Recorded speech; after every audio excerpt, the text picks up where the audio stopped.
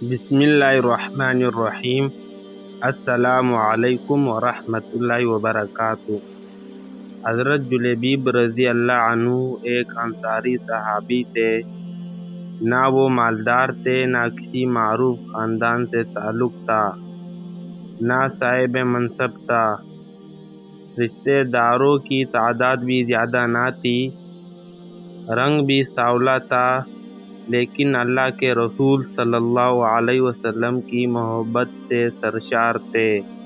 بھوک کی حالت میں پھٹے پرانے کپڑے پہنے اللہ کے رسول صلی اللہ علیہ وسلم کی خدمت میں حاضر ہوتے، علم سیکھتے اور صحبت سے فیاض ہوتے۔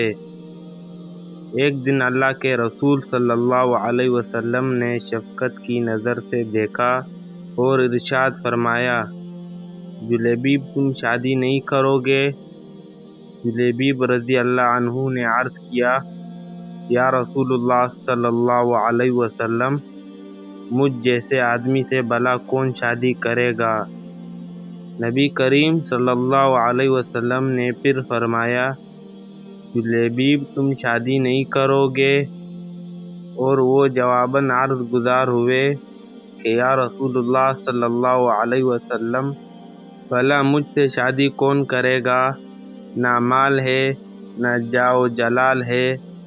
اللہ کے رسول صلی اللہ علیہ وسلم نے تیسری مرتبہ بھی ارشاد فرمایا، جلیبیب تم شادی نہیں کرو گے؟ جواب میں انہوں نے پھر وہی کہا، یا رسول اللہ صلی اللہ علیہ وسلم، مجھ سے شادی کون کرے گا؟ کوئی منصب نہیں، میری شکل بھی اچھی نہیں، نہ میرا خاندان بڑا ہے اور نہ مال و دولت رکھتا ہوں۔ اللہ کے پیارے رسول صلی اللہ علیہ وسلم نے ارشاد فرمایا، فلاں انصاری کے گھر جاؤ اور ان سے کہو کہ اللہ کے رسول تمہیں سلام کہہ رہے ہیں اور فرما رہے ہیں کہ اپنی بیٹی سے میری شادی کر دو۔ جلیبیب رضی اللہ عنہ خوشی خوشی اس انصاری کے گھر گئے اور دروازے پر دستک دی۔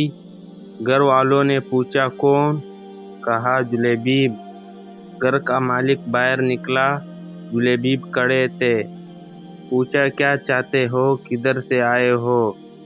کہا، اللہ کے رسول صلی اللہ علیہ وسلم نے تمہیں سلام بھجوایا ہے۔ یہ سننے کی دیر تھی کہ گھر میں خوشی کی لہر دوڑ گئی کہ اللہ کے رسول نے ہمیں سلام کا پیغام بھجوایا ہے۔ ارے یہ تو بہت ہی خوش بختی کا مقام ہے کہ ہمیں اللہ کے رسول نے سلام بھیجا ہے۔ جلیبیب کہنے لگے، آگے بھی سنو، اللہ کے رسول صلی اللہ علیہ وسلم نے تمہیں حکم دیا ہے کہ اپنی بیٹی کی شادی مجھ سے کر دو۔ صاحب خانہ نے کہا، ذرا انتظار کرو، میں لڑکی کی ماں سے مشورہ کر لوں۔ اندر جا کر لڑکی کی ماں کو پیغام پہنچایا اور مشورہ پوچھا۔ وہ کہنے لگی، نہیں، میں ہرگز اپنی بیٹی کی شادی ایسے شخص سے نہیں کروں گی جس کا نہ خاندان، نہ شہرت، نہ مال و دولت۔ ان کی نیک سیرت بیٹی بھی گھر میں ہونے والی گفتگو سن رہی تھی اور جان گئی تھی کہ حکم کس کا ہے، کس نے مشورہ دیا ہے۔ سوچنے لگی، اگر اللہ کے رسول صلی اللہ علیہ وسلم اس رشتہ داری پر راضی ہیں تو اس میں یقیناً میرے لیے بھلائی اور فائدہ ہے۔ اس نے والدین کی طرف دیکھا اور مخاطب ہوئی کہ آپ لوگ اللہ کے رسول صلی اللہ علیہ وسلم کا حکم ٹالنے کی کوشش میں ہیں، مجھے اللہ کے رسول صلی اللہ علیہ وسلم کے سپرد کر دے، وہ اپنی مرضی کے مطابق جہاں چاہے میری شادی کر دے، کیونکہ وہ ہرگز مجھے ضائع نہیں ہونے دیں گے۔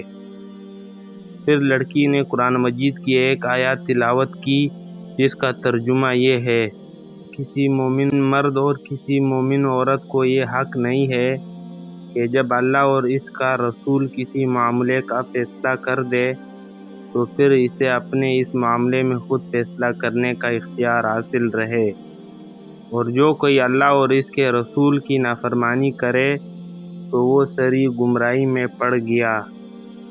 لڑکی کا والد اللہ کے رسول صلی اللہ علیہ وسلم کی خدمت میں حاضر ہوا اور عرض کی، یا رسول اللہ صلی اللہ علیہ وسلم، آپ کا حکم سر آنکھوں پر، آپ کا مشورہ، آپ کا حکم قبول ہے، میں شادی کے لیے راضی ہوں۔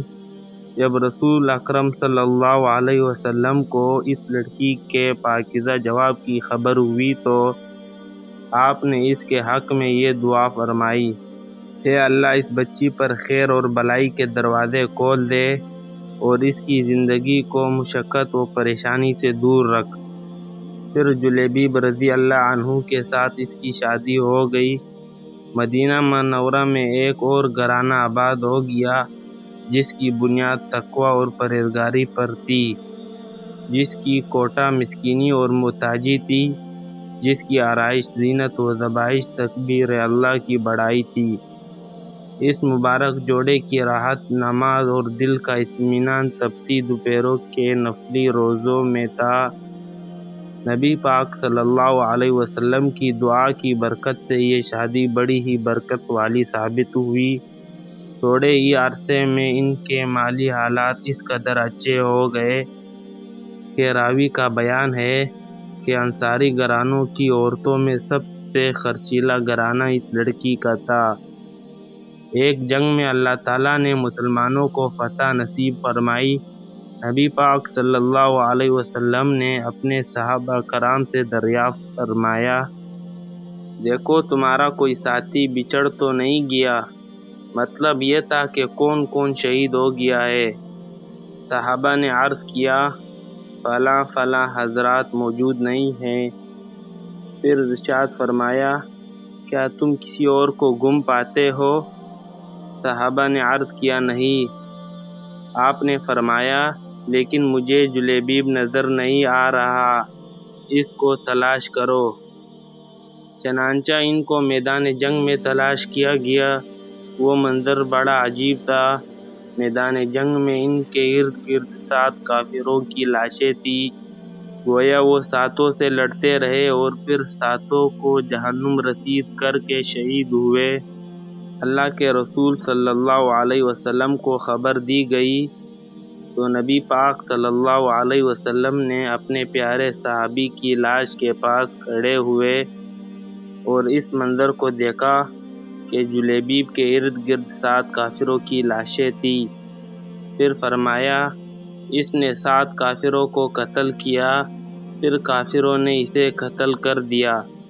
یہ کہہ کر آپ صلی اللہ علیہ وسلم نے فرمایا، جلیبیب مجھ سے ہے اور میں اس سے ہوں۔ پھر آپ صلی اللہ علیہ وسلم نے اپنے پیارے صحابی کو اپنے ہاتھوں سے اٹھایا اور پھر جلیبیب رضی اللہ عنہ کے لیے قبر کھودی گئی۔ پھر نبی پاک صلی اللہ علیہ وسلم نے اپنے دست مبارک سے انہیں قبر میں رکھا۔